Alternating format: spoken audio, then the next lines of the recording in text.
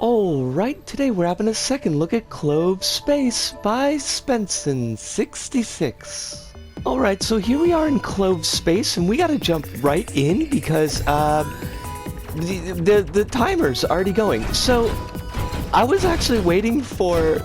This has got a very long lead time, loading time to actually get going, which is a bit of a shame. It's very long. I would even say excessively long. But hi, Clove Space by Spenson66, and I saw Kronos had put a playthrough of this up on his YouTube channel and recommended it to us in chat, and I really wanted to take a look at it because it looked just fabulous, and honestly it is playing just fabulous. So far it is very WYSIWYG. This is my first time actually playing through it, even though we're counting this as a second look because I did watch the video that Kronos had posted, but it feels really nice. Like, it's very smooth. I've played a lot of these levels in LBP, LBP 2 and 3, and they don't always run as smoothly as this one is, but it is just butter smooth, and I love it. I'm also not doing a super great job, which is a bit of a shame, but as I said, it is kind of WYSIWYG. You've got a twin-stick shooter, you're zipping and zooping around. It doesn't feel very tough, which is fine. I'm okay with that, but I don't know if it's going to get more challenging as the level progresses. We see that we've got like an 8-minute timer there, and one thing that Kronos did tell us in the stream was that that timer does start like as soon as the level actually loads in, so you can't like futz about with the menu screen for too long. I don't know why that is set up that way. Oh my god, I love this thing. I saw this, I mean, I've seen all of this in Kronos' video, but this thing just looks nifty. It all looks just smooth and nice. It's very easy to parse, while also having like a bit of a feel going on in the shaping of the different enemy elements, which I appreciate. Organic is not precisely the word that I want, but they're not like regular shapes, and it helps make them stand out a little bit, which I do appreciate. How is it that the bell has not gone off yet? Like, I did actually set the timer. You'd think I would have heard it by now, because like we're past... Unless game time and real time are not the same, which is... Oh fudge, there we go. That is our timer, and we're gonna have to talk about this back the hut, but we will see you there. See yas! And we're back, and Clove Space by Spenson66, and I'd say this one is definitely a green circle. I really enjoyed myself. The level did have certain issues, and it's going to be a little bit of a mileage, may vary depending on how much you like twin stick shooters, but I really enjoyed this one. Now, I always kind of worry a little bit when I look at levels that have been team picked or that have gotten level of the day, that maybe everybody already knows about these levels, but I kind of figured that this was published back in 2011. That's already 11 years back, and there might be a lot of players that just haven't run across this level or haven't run across older team picks, so we might be incorporating a few more of those, not like all the time, but some more of those into the show. But enough of that, to talk about Clove Space, and it's very much a WYSIWYG. Like kind of I said in the video, you know, what you see is what you get. You're flying around. It's kind of an old school asteroids type shooter. You blow up those blocks, and then you've got enemies that come in and you fight those, and you just kill everything that you can in about 8 minutes, and you know, hopefully you'll get a really nice score. Did want to say something about those scores. Now, I was introduced to this level by Kronos453, who is one of my mods and is an amazing creator, just a really cool guy. I'm super glad that he showed me his video of this that he put up on YouTube, where he had gotten first place. Now, that was a couple years back, so it's come down in the rankings a little bit, but I did notice that the top score I don't know if it's glitched in, because it's not as big as usual glitches that we see where it's like 400 million points, but it's 900,000-ish, and that seems way higher than what you could actually get in this. Even if you're hitting every enemy and you're hitting every comet, I don't think that you can actually pull 900,000, and the rest of the top scores around where Kronos is are in like the 200,000s range. I was 191,000, that put me down to 26, so I'm thinking like 220,000 is probably the cap of this level. If you're looking for something to shoot for, I guess nobody's gonna be able to get that top score unless they want to glitch it, and that would suck. Who wants to glitch these levels? But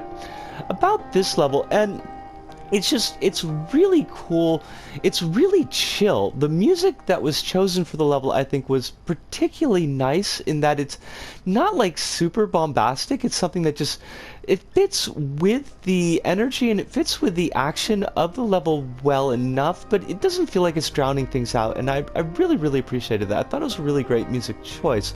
Also, visually, for the most part, everything is really easy to parse. You can tell, even without a bestiary, although we'll talk about that in a second, even without a bestiary, you can get a pretty good grasp of like what type of things are on the screen and what they're going to be doing as you play through. There's nothing that's really super occluded about it.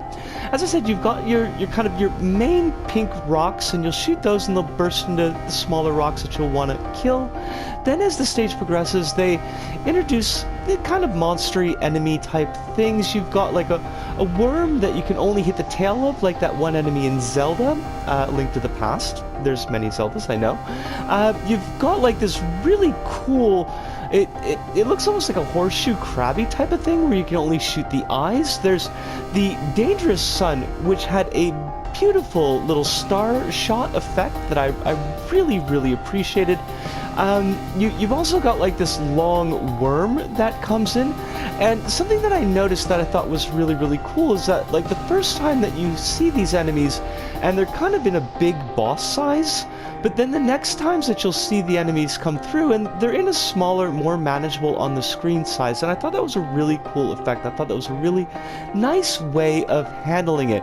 Now, there is one particular enemy that you have to be careful of, because really, for the most part, it's not like a super dangerous level. You can pretty much keep up on the things that are going on the screen. You get things cleared off pretty well once you get a couple of power-ups under your belt. You'll be clearing the screen relatively quickly, except for the green kind of amoeba leafy looking enemies that'll actually, like, they'll try to chase you down, like the sun enemy. The sun enemy is also very much attacking you, whereas the other enemies are just kind of floating around the screen a little bit. But the amoebas, they will get on you if you do not get them killed quickly. And by the time that they show up, if you lose your power-ups at that point, it's really easy to get into a death loop, because the amoebas will keep chasing you, and without the power-ups, you're not really going to be able to clear them off the screen quickly enough. So that's like the one danger spike that I found in the level. Generally, death is something that's just going to kill your score for the most part, because you won't be clearing the screen as fast as you want to. But if you get caught up in that first run of the amoeba, then yeah, you're probably gonna die there, and that's a little bit of a shame. And that does lead into something else that I thought was, I wasn't really sure about, I guess, is how the power-ups were distributed. It seems like the first time that you run into enemies, like their first appearance, usually they'll drop a power-up, but then throughout the stage, like periodically, you'll see these rocks that look like this over here, and they're worth 150 points, so they're good to shoot anyways. But sometimes they'll also drop power-ups, but not all the time. And that was something that I was a little bit confused about, because like I said, like once you lose your power-up, it's really hard to get kind of back on track in the level. I don't want to say that you might as well bounce out of the level because it's still fun and it's really kind of addictive to play. I was just playing for B-rolls and I kept on jumping back in to see if I could beat my high score, so that's not something I usually do. Usually I'll play a couple times for B-rolls just because I need specific footage, but not because like I really want to jump in and challenge myself again. So like thumbs up on that point. I thought that was really cool. One other thing I wanted to mention, there is a choice in the menu, and something to keep in mind with that menu is that the timer does start as soon as the level starts. So if you spend too much time like futzing about in the menu, you're going to be losing time that you could spend killing asteroids and monsters, so like just jump in, just hit play. But there is an option for blur, and weirdly, when I turned the blur off, it seemed blurrier than when I had it on. So, like, you notice it particularly I found with the kind of the horseshoe crab looking enemy, where the eyes were, like, really bright, and it looked like the light was kind of jutting out of the eyes, which I didn't notice when I played with blur on. So, you like better off just like not messing around with that choice at all and just jumping right into the level. As far as other visual aspects, one small thing that might come up is sometimes if you got a power-up that you're running for and you've blown up enemies near that power-up, the flash from the enemies can make it hard to tell if there's anything else in the way that you might run into. So that kind of aspect of the UI I did find not like tremendously distracting, and it didn't come up enough where it was killing me consistently, but I did die that way at least once, so that's something to kind of keep in mind. Make sure that the area around the power-ups is safe before you jump in and grab it. Now, it's kind of a shame because Spenson66 has only got 2 levels up on their moon, and the other level is, it's Clove 2 Depths Area 1, and it looks like it was going to be part of a longer series. This one I actually found to not be as enjoyable, even though it's a later level than Clove Space. It's a little bit more flying through the level and killing things as you go on, but I noticed that the areas are a lot tighter. The enemies are a lot more on top of you. It's a lot easier to die, and it just doesn't have that same feel and look and vibe as Clove Space does. So I really think that even though that one also got a team pick, I think that this is by far the stronger of the 2 levels, and it's definitely the one that you should put your time into. I wish we had seen more from Spenson. I highly doubt that they're going to be coming back to the game after this much of a gap. But, you know, who knows? It would be certainly cool. And, you know, if you're interested in twin stick shooters, you can always play some Acronis 453's demo series, because those are pretty great too. But, oh my, I've talked way too much. This level was super cool. I really enjoyed it. You should definitely give it a play. And that pretty much does it for us here at This Go About. So, from me, Disco, here in my Halloween costume here in Tokyo, to all of you out there, wherever you may happen to be, thank you, arigato, sayonara, see you, and ciao.